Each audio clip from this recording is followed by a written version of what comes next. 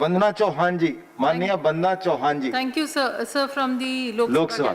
Thank you. Sir, this bill certainly, I would say, gives a feeling of safety to the medical personnel and boosts their morale while treating the epidemic affected.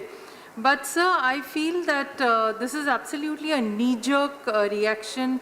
I think the government should have thought of a better legislation which would have provided protection to doctors and other personnel, not only during the time of the epidemic. There are incidents, no doubt, but in normal circumstances, there are even more incidents that we witness against the doctors, and therefore, I think the government should have come up with a better legislation. Also, it's not just the doctors, but as the earlier colleagues have said, even the allied workers. So nobody has talked about the ASHA workers.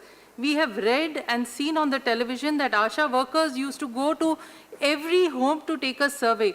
One, they have not been paid for their services. Nobody even has bothered. But secondly, they have not been given any kind of protection. So where do the ASHA workers figure in all this legislation?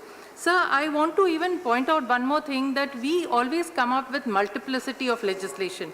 Now, actually, all these provisions should have gone under the Indian Penal Code. In the state of Maharashtra in 2018 itself, we amended the 332, section 332, causing hurt to public servant, 353, assault or criminal force against public servant. We enhanced the punishment. Not just this covered public servants, police, government doctors. I would say the government of India should have gone even a step forward, that not just the public servants, but even doctors working and the allied workers working in the private sector also should have been given protection, and this would have really brought justice to all of them.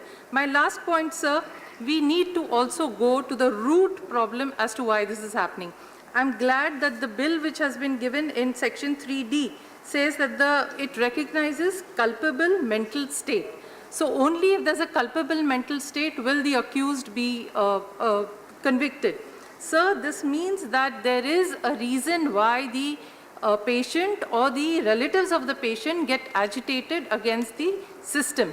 So have we thought of a system? Have we any guidelines as to how we can bring better coordination between the doctors community and the patients or the relatives of the patients, so that there are no agitation kind of purposes? Thank you, sir, for giving me an opportunity. Thank you Vandana ji. Shrimati Priyanka Chaturvedi ji.